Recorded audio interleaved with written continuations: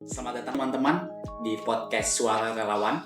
Podcast yang akan membahas seputar dunia relawan, khususnya relawan Palang Merah Indonesia. Sebenarnya ada salah satu keterampilan yang tidak dijelaskan secara lisan, tapi sebenarnya ada impact-nya. Contoh, kalau kita biasanya sedang penanganan apapun laka lantas, kemudian penanggulangan bencana dan lain sebagainya, itu kayak melatih kita untuk tenang dalam situasi yang darurat. Dari PMI itu tuh nggak cuma darah, aku nih relawan yang mungkin posko terus bantu ketika bencana, dan bukan fokus di darah aja. Pembagian donor darah itu sudah ada bagiannya. Menurut kalian berdua, apa sih yang harus disiapkan bagi calon anggota baru? Salam kemanusiaan. Ya, selamat datang teman-teman di podcast Suara Relawan. Podcast yang akan membahas seputar dunia relawan, khususnya relawan Palang Merah Indonesia.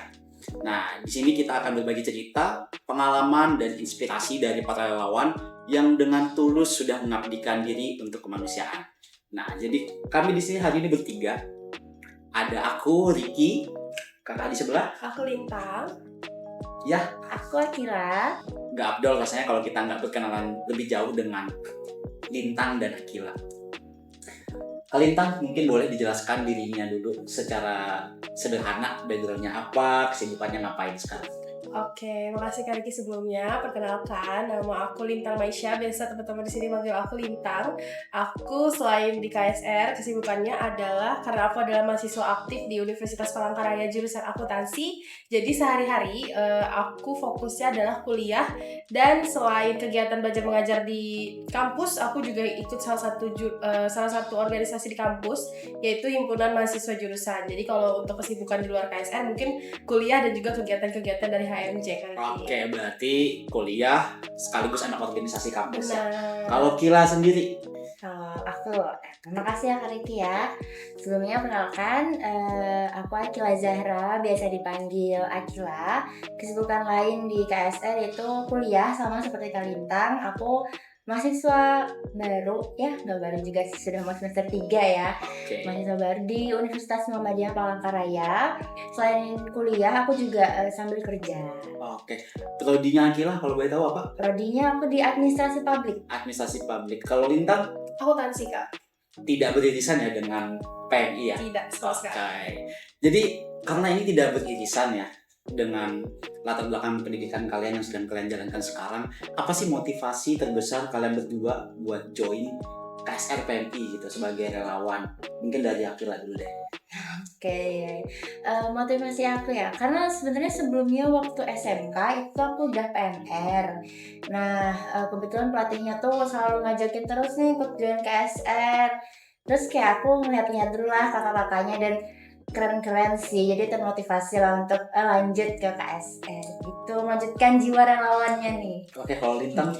Kalau tadi Akila itu didorong sama pelatihnya ya, dan pas SMK juga dia ikut PMR. Kalau aku sebenarnya simpel sih Kak, nggak tahu kenapa dari dulu itu aku suka banget sama hal-hal yang terkait dengan volunteer atau kerelawanan gitu.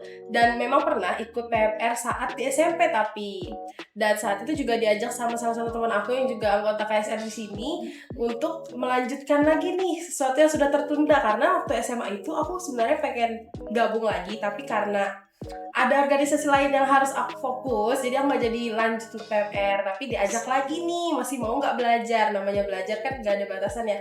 Jadi kayaknya boleh deh untuk gabung lagi. Dan juga dia sempat ngejelasin sedikit sih tentang KSR itu apa, dan aku rasa kayak karena aku sangat suka dengan kegiatan-kegiatan kerelawanan dan juga kegiatan volunteer kayak gitu, jadi aku rasa kayaknya masuk KSR seru deh gitu. Oke, berarti kalau Lintang basicnya karena memang suka dunia kerelawanan gitu ya, nggak terkhusus kemanusiaan, nggak terkhusus Palang Merah. Kalau Akila memang dari awal sudah ikut PMR dan jiwanya memang di situ gitu ya. Keren banget jiwa kalian berdua, berarti jiwanya kemanusiaan banget gitu ya.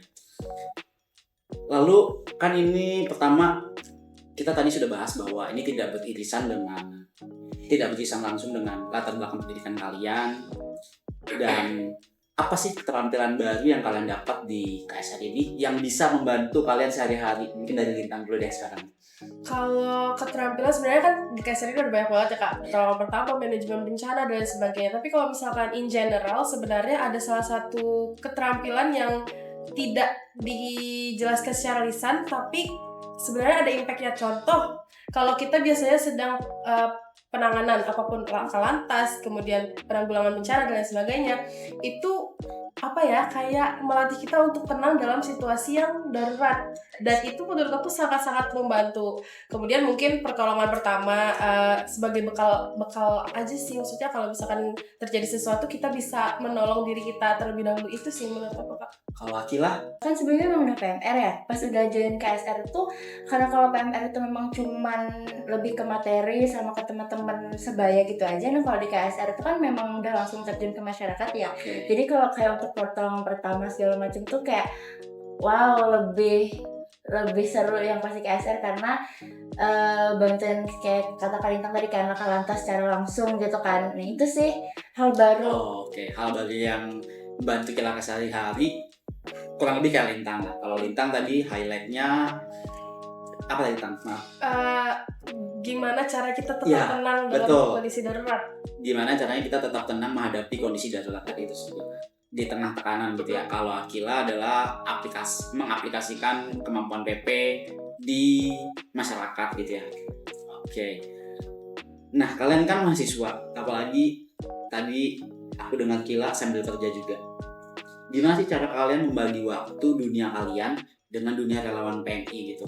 Maksudnya dunia kalian itu dunia kuliah kalian, kerjaan kalian, nugas kalian, keluarga kalian dan lain-lain, dengan bagi waktu di PMI. Sedangkan kita tahu dari cerita kalian terjun ke masyarakat, ngelayanin masyarakat melalui tindakan PP pada kecelakaan tadi. Dengan layanan-layanan tersebut, otomatis kesibukan kalian ini kan bahasanya harus di-manage gitu. Gimana sih cara kalian memanajemen itu? Ini dari Lintang dulu deh. Sebenarnya kalau misalkan kakak tanya kayak gitu, pasti jawabannya prioritas. Nah, kalau aku sendiri sampai sekarang, walaupun memang aku adalah relawan di PMI, cuman prioritas aku tetap atau tugas utama aku tetap aku adalah mahasiswa. Jadi kalau misalkan untungnya karena kita ini sifat dari kegiatan itu sukarela, jadi kayak memang nggak ada tekanan dari kita untuk harus mengikuti kegiatan di KSR kan. Nah kalau misalkan memang sedang bentrok dan aku rasa tugasku di kuliah ini adalah lebih penting, biasanya aku akan menyelesaikan tugas utama aku dulu, baru aku kembali lagi ke sini. Cuman untungnya adalah di sini kegiatannya sangat fleksibel, dalam artian nggak pernah yang bentrok saat kuliah, entah kita tuh melaksanakan kegiatan saat libur atau kegiatan-kegiatan aktivitas tuh di malam hari. Jadi kayak aku bisa menyelesaikan tugas utamaku dulu, baru kemudian aku bisa bantu-bantu lagi di sini. Kalau Kila? Kalau aku karena aku juga tadi kerja ya Kak. Nah kerja aku tuh sebenarnya ini sih Kak, part time gitu, karena seminggu cuma 2 kali, dan kuliah aku memang nggak terlalu padat juga, jadi cukup santai. Nah untuk di di KSR ini kan fleksibel tadi ya Kak Lintang, jadi nggak ada tekanan juga, jadi selagi emang aku free ya aku datang, dan alhamdulillahnya emang nggak pernah ada yang bentrok gitu sama tugas-tugas kuliah atau sama kerja, dan bisa diatur dengan mudah lah. Oke, berarti yang bisa dilihat adalah kalau dari Lintang menggunakan skala prioritas ketika kesibukannya bentrok satu sama lain, tapi untungnya belum ada yang pernah bentrok. Dan yang bisa di-highlight yang kedua adalah kegiatan di KSR ini fleksibel, yang mana kalian bisa atur waktu juga. Kalau kalian nggak bisa datang, kalian juga nggak dituntut untuk harus datang banget gitu ya. Tapi kan kalian sudah melaksanakan layanan ke masyarakat, baik itu tanggap darurat bencana, habis itu posko 24 jam, dan kalian ada nggak dapat masukan atau kritik dari masyarakat yang mungkin bahasanya bisa membangun kalian lagi, baik dari segi mental, fisik maupun kemampuan? Ada nggak? Lintang dulu deh. Kalau sampai sekarang sih, kalau misalkan saran atau kritik yang sifatnya sangat-sangat serius gitu masih belum pernah dapat sih Kak. Tapi mungkin kakak-kakak yang lain mungkin sering dapat. Cuman untuk aku sampai sekarang, kalau warga itu paling mereka lebih ke berharap apa yang kita berikan ini bisa lebih banyak menjangkau masyarakat. Kalau misalkan yang kayak serius banget itu belum pernah dapat sampai sekarang.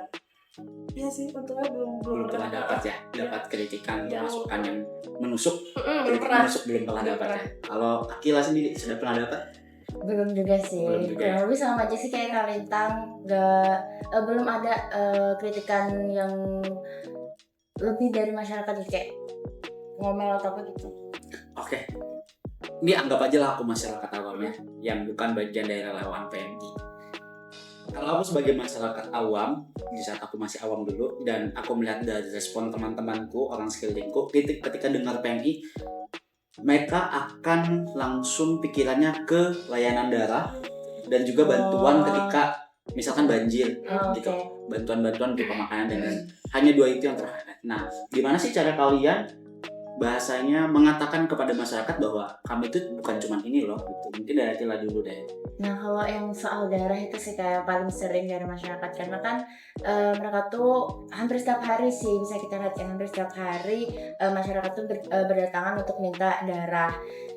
Dan banyak juga yang nggak dapet stoknya, itu kadang nanya kan, kok kosong sih, kok habis sih. Nah, itu kan sebenarnya kalau misalkan soal darah itu tergantung lagi masyarakat luar nih mau nggak sih donor gitu kan. Kalau misalkan masyarakatnya banyak yang donor, ya dari PMI juga stoknya insya Allah banyak gitu. Cuma kalau yang masyarakatnya masih kurang yang donor, ya stoknya juga berkurang gitu. Gila. Seandainya nih, gimana sih cara membuat persepsi masyarakat bahwa kita sebagai relawan PMI tugas kita bukan cuma ngurusin darah gitu.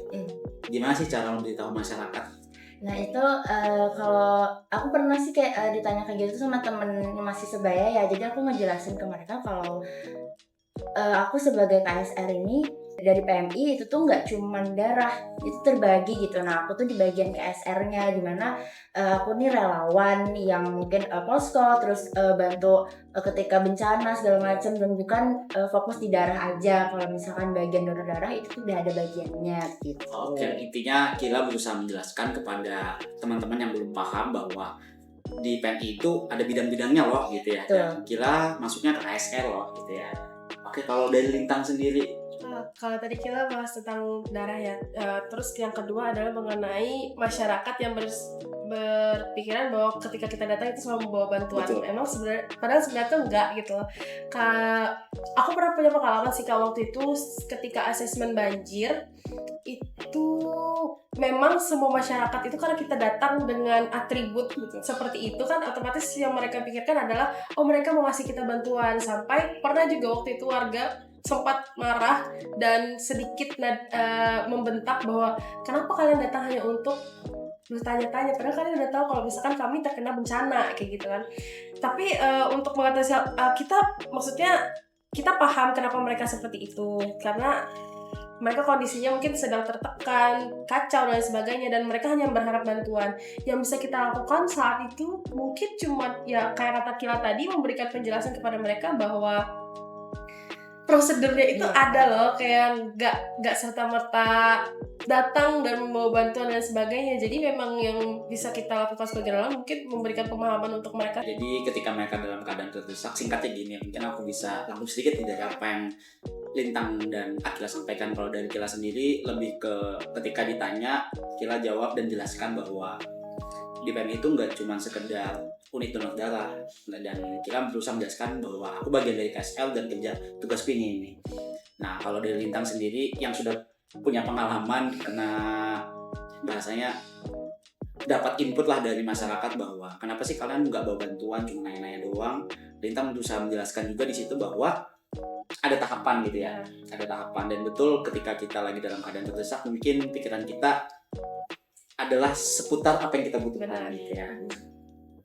Nah, pernah nggak sih kalian, ini kan kalian sudah lebih dari setahun nih bergabung di KSR PMI unit markas PMI Kota Palangkaraya. Pernah nggak sih kalian ngerasa capek gitu ikut kegiatan di sini? Aduh. Dari Kila dulu deh.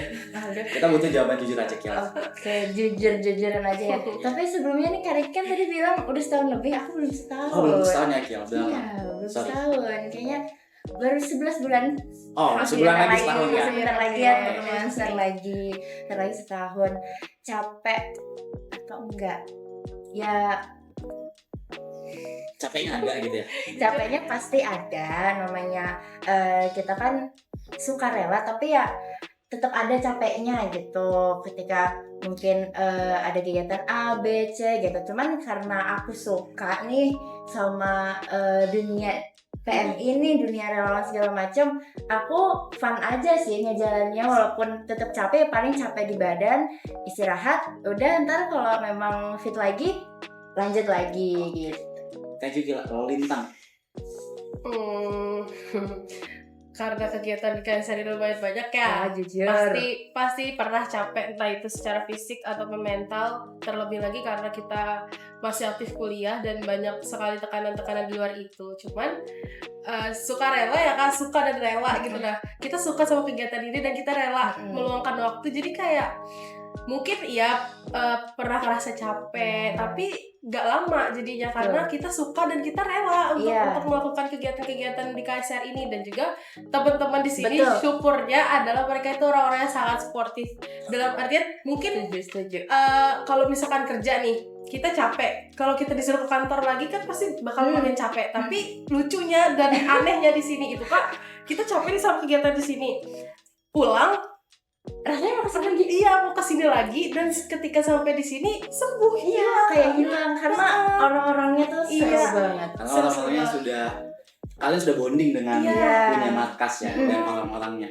Tapi kalau dari yang kalian lihat nih, apakah orang-orang di markas PMI tempat kita ini suportif? Sangat suportif. Sangat banget. Cara mereka menunjukkan itu tuh berbagai macam, kayak entah dengan kata-kata, entah dengan aksi. Pokoknya sangat suportif sih mereka. Kerjasamanya juga solid banget. Jadi seru lah pokoknya. Oke. Jadi mungkin ini pertanyaan lain lagi ya Akila dan Lintang. Kan beberapa waktu lalu aku juga lihat bahwa kita mau ada open recruitment nih. Anggota baru. Nah, menurut kalian berdua, apa sih yang harus disiapkan bagi calon anggota baru nih? Apa sih yang harus dipersiapkan ketika mereka pengen join KSR PMI? Terutama tadi kalau Akila kan sudah pernah ikut PML, kalau Lintang pernah ikut PML di SMP, tapi belum pernah tahu dunia KSR gitu kan. Terutama bagi orang-orang yang belum tahu dunia KSR itu gimana, apa sih yang perlu mereka siapkan? Mungkin dari Lintang dulu deh.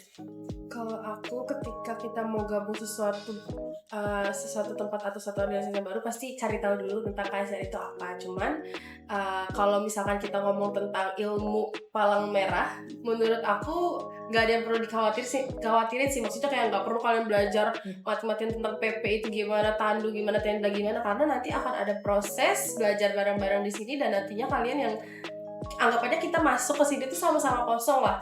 Kemudian nanti akan diisi bareng-bareng sama yang sudah senior di sini. Jadi menurut aku yang perlu disiapkan mungkin cari tahu aja KSR itu apa, kemudian siapkan mental dan fisik.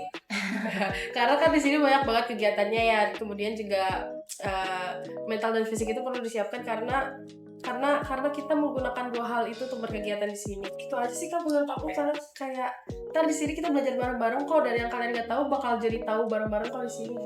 Oke, kalau dari Akila? Kalau dari aku nih sama sih yang kayak dari Kak Lintang, tapi aku mau nambahin untuk dari dalam diri mereka sendiri nih, menurut aku punya jiwa yang ingin terus belajar sih pastinya Kak. Karena kalau udah masuk di KSR itu memang tempatnya benar-benar bisa berkembang, banyak belajar hal baru kayak gitu kan. Apalagi yang memang masih ngerasa kosong nih, itu nggak apa-apa banget. Karena pas nyampe sini tuh bakal diajarin gitu. Yang penting punya semangatnya, punya niat yang serius gitu. Oke, berarti bisa digarisbawahi bahwa bagi orang-orang yang belum tersentuh dunianya dengan baik itu PMR maupun PMI, belum tahu apa itu isinya dunia relawan PMI, daftar aja dulu gitu ya. Karena di sini kita akan belajar bareng gitu ya. Betul. Karena kita akan diisi juga sama kawan-kawan yang lebih berpengalaman gitu ya di saat kita mendaftar. Dan seandainya kita daftar nih, Lintang dan Gila, anggaplah aku mendaftar. Apa aja sih tahapan yang harus aku lewatin sehingga aku dapat dikatakan sebagai anggota KSR? Dari Lintang dulu deh. Oke, kalau misalkan di KSR PMI Kota Palangkaraya sendiri itu biasanya kita ada, kalau misalkan open recruitment biasanya itu akan ada pemberitahuan di media sosial. Nah, di situ langkah pertama yang teman-teman bisa lakukan itu daftar melalui link yang sudah disediakan. Kemudian nanti ketika teman-teman sudah daftar akan bergabung dalam grup chat, dan disitulah informasi-informasi mengenai, kita sebutnya adalah diklat. pendidikan latihan dasar, Diklatsar, pendidikan latihan dasar. Di situ info-info tentang Diklatsar akan diumumkan. Nah, ketika nanti sudah terdaftar melalui link tersebut, akan ada yang namanya sesi tes tertulis, ya kan? Ada tes tertulis, kemudian tes wawancara. Baru setelah selesai tes tertulis dan wawancara itu kita ada diklat ruangan sama diklat lapangan. Iya. Nah, jadi ada 5 tahapan itu, Kak. Kalau misalkan mereka sudah menyelesaikan 5 tahapan itu dari awal sampai akhir, baru nanti dilantik dan menjadi KSR. Oke, Tuh. kalau ini sudah dijawab jelas oleh Lintang, pertanyaan Kila aku ganti deh ya. Kalau untuk pertanyaan Kila nih, kan Kila baru 11 bulan tadi kan? Yes. Masih fresh banget, belum setahun, kita sebulan lagi setahun. Selama 11 bulan ini Kila sudah pernah ngikutin Diklatsar dan lain-lain kan sampai akhirnya dilantik. Menurut Kila nih, apa sih yang bisa di-highlight dari kegiatan Diklatsar itu? Apa sih yang paling seru gitu dari Diklatsar? Apa tuh? Kebersamaannya. Kebersamaannya. Karena waktu di diklat itu kan nanti bakal ada simulasi ya, simulasi bencana atau simulasi posko kayak gitu kan. Nah itu harus dengan kerjasama satu ini sih Kak, satu angkatan ini kan, karena itu bakal bareng-bareng, bakal bagi tugas. Kalau Kila dulu saat Diklatsar perannya sebagai apa nih? Aku sebagai PP. PP. Iya, karena memang waktu PMR kan aku memang lebih ke PP ya pertama. Jadi waktu pembagian tugas untuk simulasi itu aku dikasih tugas bagian PP tuh. Iya, dan ini untuk kalian berdua lagi ya. Saat Diklatsar nih, Kila dan Lintang, ada nggak sih hal-hal yang kiranya kayak bagi kalian itu, wah ini perpelencoan gitu? Perpelencoan itu kayak pembulian, yang kayak disuruh kalau salah disuruh push up, manjat pohon, merayap di parit gitu ya. Ada nggak ya kayak gitu di sini? Dari Kila dulu deh. Atau gambaran supaya ini jadi gambaran buat teman-teman yang mau daftar bahwa Diklatsar itu gini loh gitu loh. Kalau dari Kila. Dari aku ya, mungkin yang sejenis hukuman gitu mungkin ya kalau Iya, misalkan hukuman. melakukan kesalahan. Tapi hukumannya yang masih itu Gel, yang menurut Kila berlebihan gitu. Berlebihan. Dalam konteks fisik misalkan dia disuruh push up gara-gara salah nih, push up-nya 1000 kali gitu. Kalau sampai 1000 kali enggak sih kayaknya. Tapi kalau hukuman yang push up gitu ya ada lah dikit-dikit, ya namanya juga ada tugas-tugas kan di diklat tuh, kita namanya manusia ada benar dan salahnya. Tapi yang paling penting disiapkan 7 prinsipnya. Tapi panitianya apakah akan menyalahkan terus apa yang kalian lakukan, atau misalkan kalian sudah benar ya sudah nggak bakal dihukum gitu?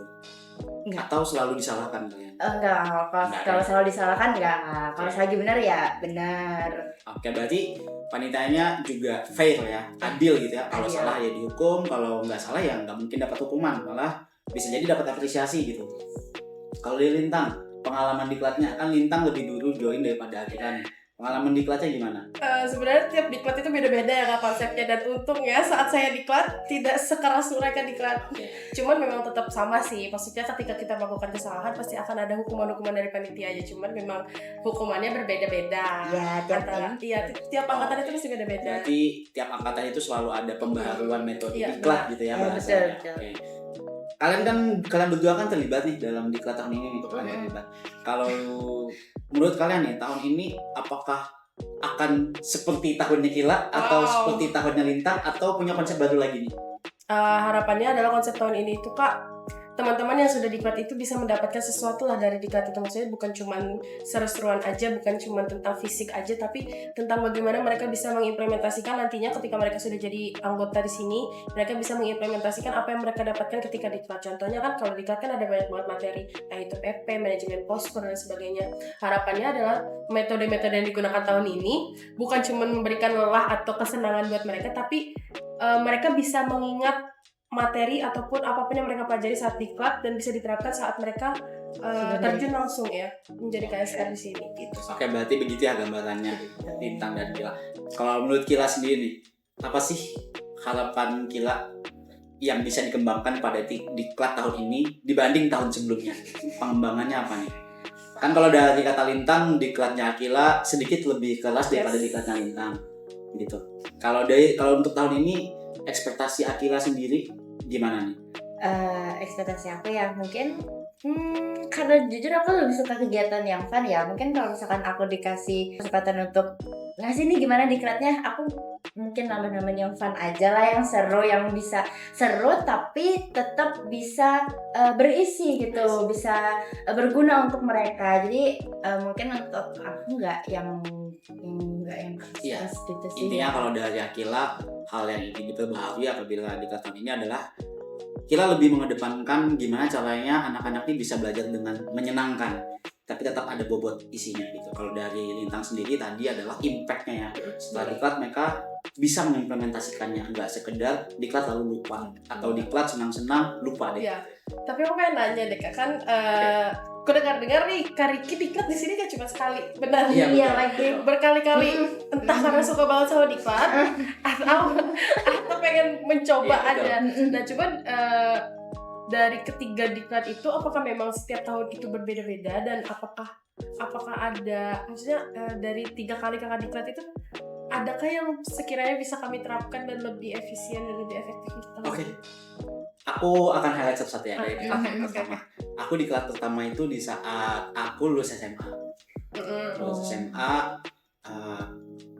atau awal kuliah gitu ya, karena aku gap year kalau nggak salah itu ya antara aku baru lulus SMA atau aku awal kuliah. Jadi di saat itu aku ikut diklat, cuman memang aku banyak izin.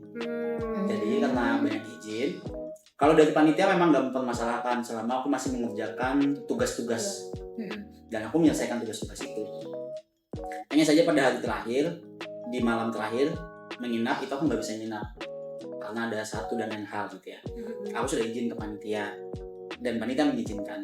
Tapi besokannya sepertinya ada miskomunikasi antara aku dengan beberapa panitia sehingga aku berpikiran bahwa wah kayaknya aku nggak lulus diklat gitu. Padahal pengumumannya belum gitu loh.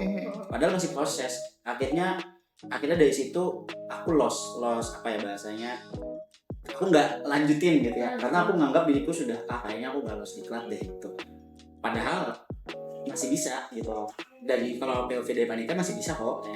Cuman karena aku mungkin berasumsi terlalu cepat, terlalu tinggi, jadi aku ngiranya aku nggak lulus diklat nih gitu. Akhirnya beberapa tahun berlalu aku daftar lagi.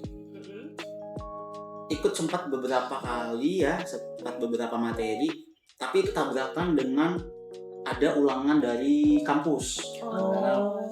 Akhirnya aku harus memilih nih, dan aku masih memprioritaskan dunia kampusku saat itu.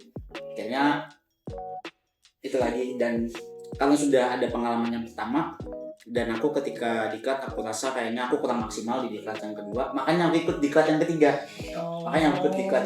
Itu aku sudah semester 7 dan semester 7 kan sudah luang.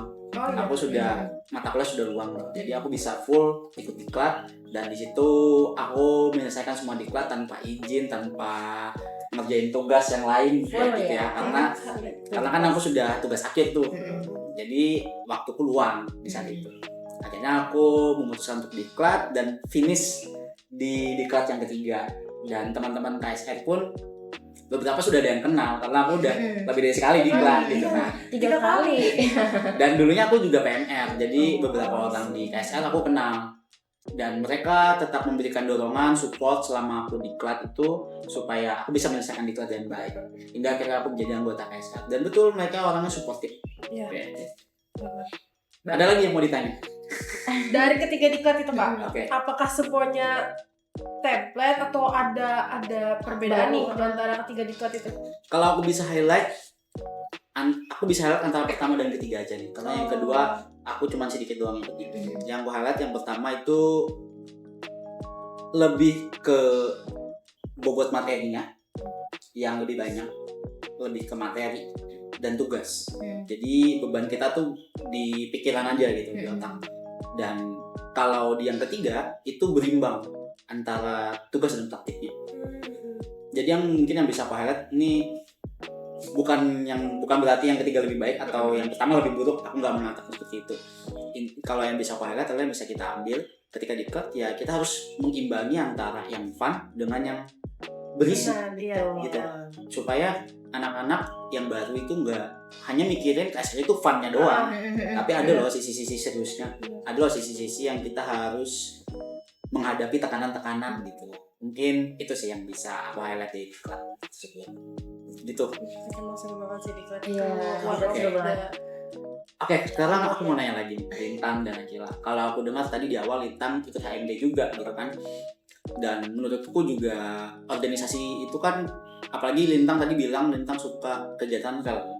Dan yang membutuhkan relawan ini kan gak sekedar PMI. Tapi apa sih yang membuat Lintang memutuskan buat aku join PMI deh gitu? Karena kan relawan banyak banget nih. Gak sekedar di PMI doang loh kegiatan kerelawanan, tapi apa sih hal yang membuat Lintang aku joinnya PMI deh gitu, selain karena ajakan temennya tadi gitu. Gak tau kenapa ya kak, aku tuh memang sering scrolling atau sering searching tentang kegiatan-kegiatan volunteer. Cuman gak tau kenapa gak pernah tergerak, gak pernah tergerak untuk mendaftar. Mungkin karena maksudnya kegiatan volunteer, bukannya aku bilang kegiatan relawan lain itu gak punya kayak aku salah ngomong. Maksudnya kayak aku merasa kalau PMI ini aku lebih tahu, lebih jelas, dan lebih kayak ini bergerak di bidang kemanusiaan kayak gitu. Nah kayak kegiatannya gini. Dan karena mungkin sebelumnya aku pernah PMR juga, mungkin yang paling dekat dengan aku adalah PMI, volunteer tentang PMI, dan aku merasa lebih familiar lah dengan PMI sendiri dan kegiatan-kegiatan Kepala Merah itu sih mungkin. Oke, karena bahasa aku karena Lintang menemukan kecocokan dunia Lintang dengan PMI gitu ya. Meskipun relawan itu nggak cuma PMI gitu ya. Kalau dari Akila sendiri, kenapa sih memutuskan, kayaknya terlepas dari Akila PMR atau enggak ya, tapi Lintang memutuskan kayaknya Akila memutuskan bahwa kayaknya aku akan join relawan PMI deh. Aduh, itu gimana ya? Bingung sih ngejelasinnya karena nggak tahu aja, kayak kayaknya aku harus deh ikut CSR. Padahal juga waktu pendaftaran pas angkatan aku ya, itu aku posisi masih di kampung kan, karena masih baru lulus jadi harus pulang kampung, belum aktif kuliah. Tapi udah pembukaan pendaftarannya, kayak mas mau daftar tahun ini kok, tapi masih di sini karena kan diklatnya harus ke Palangka kan, jadi kayak harus bolak-balik gitu, apa tahun depan ya gitu. Tapi kok kelamaan, kayak greget nih kalau harus tahun depan, aku maunya tahun ini gitu. Nggak tahu kenapa, kayak mau aja gitu. Intinya kalau dari Akila memang ada panggilan gitu ya dari PMI, kayak panggilan supaya jiwa Akila kesini gitu ya. Iya. Dan ada bisikan gitu, KSR. Dan dia jujur dia lucu tau, kalau sedikit kayak benar-benar mengusahakan banget, karena itu tuh karena dia di kampung, mungkin saat wawancara dan tes tertulis yang seharusnya tertulis, dia akhirnya lewat Zoom gitu kan, dengan sinyalnya yang sinyal kampung, tapi dia memang benar-benar mengusahakan gitu loh. Jadi kayak keren sih Kila. Oke, berarti Kila memang panggilan hati ya gitu ya. Betul sekali. Nah, kalau gini nih, seandainya ada orang yang masih ragu-ragu buat join, kira-kira kalian meyakinkannya gimana nih? Kalau dari Kila gitu. Iya bener, harus join. Pokoknya harus join gitu ya. Iya, harus join. Nilai apa yang akan kalian tekankan ke calon anggota tersebut? Kebersamaan, kemanusiaan. 7 prinsip ya. Keren, 7 prinsip. Karena memang emang itu. Karena di sini diimplementasikan gitu ya. Sangat diimplementasikan, baik. Nah, lalu tadi kan kita sudah membahas apa sih yang perlu disiapkan oleh calon anggota baru, baik secara fisik maupun mental, dan kita juga memberikan gambaran diklat itu seperti apa. Kalau dari Lintang sendiri deh, kira-kira kalau tahun ini kita bisa, kalau PMI ini bisa mencapai berapa target orang sih setiap tahunnya anggota baru? Atau kalian punya cara promosi deh gitu, cara promosi kalian untuk mencapai target peserta yang diinginkan, promosinya gimana? Kalau target kita mau sebanyak-banyaknya, Sebanyak-banyaknya. cuman mungkin 30 ya, amin 30. Dan untuk promosi sendiri, karena kita kan fokusnya selain masyarakat umum, yang kita kejar itu sebenarnya kak, mereka-mereka yang sudah lulus PMR, anak kelas 12 yang sudah lulus SMA dan mereka dulu pernah PMR mungkin kayak Akila. Dan karena pelatih-pelatihnya itu, fun fact-nya adalah pelatih-pelatih PMR itu kebanyakan dari anak-anak ASR. Jadi kalau misalkan untuk sarana promosi ke anak-anak yang baru lulus itu, mungkin kami bisa meminta bantuan kepada para pelatih. Cuman kalau untuk masyarakat umum mungkin ke konten, konten. Atau di kampus ya, aku nawarin ke teman-teman kelas aku juga sih. Dan ada beberapa yang. Oke, berarti cara kalian adalah yang pertama, kalian yang pasti memanfaatkan sumber daya manusia yang ada di KSR itu sendiri ya.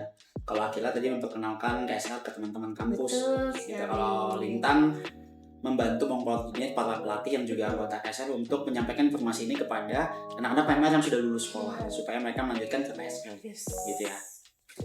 Nah, sekarang aku pengen tanya juga nih. Kan tadi kita sudah nanyain tentang kritik dan lain-lain. Kalau pengalaman yang paling berkesan yang kalian berdua pernah alamin apa aja? Kila dulu. Berkesan. Pengalaman paling berkesan. Berkesan. Yang paling lekat di ingatan Akila. Ini nih KSR nih. Betul. Paling melekat sih waktu ini ya kegiatan yang Jumbara kemarin. Nah itu sangat melekat dari proses hingga kegiatannya tuh karena seru, Jumbara seru banget. Anak-anaknya rame, terus teman-teman pas kita proses untuk mencapai kegiatannya itu juga sangat-sangat perjuangan Akila sekali. sebagai apa tuh? Aku sebagai koordinator acara. Oke. Gitu. Oke, itulah yang paling melekat karena posisi Akila juga sebagai koordinator Betul. acara di Jumbara ya. Betul Jadi, sekali. Akila ngurusin dari sebelum kegiatan bahkan Mm-mm. sampai kegiatan selesai gitu ya. Kalau Lintang yang paling berkesan? Kalau aku lebih ke saat distribusi bantuan. Distribusi bantuan waktu itu aku pernah ikut sekali sih sebenarnya saat bencana kebakaran di salah satu wilayah di Palangka.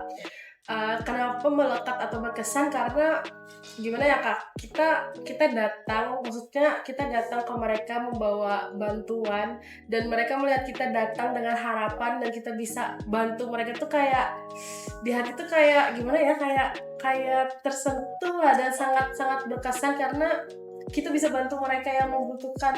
Itu sih Kak. Oke. Jadi ada perasaan yang tidak bisa dijelaskan di Iya. hati Lintang gitu ya. Yang perasaan yang sangat membekas dan itu positif gitu ya. Yang membuat Lintang ingin terus membantu gitu ya. Benar. Oke. Terakhir deh. Ini dua pertanyaan terakhir. Yang pertama adalah harapan kalian berdua untuk KSR. Unit Markas PMI Kota Palangkaraya itu apa?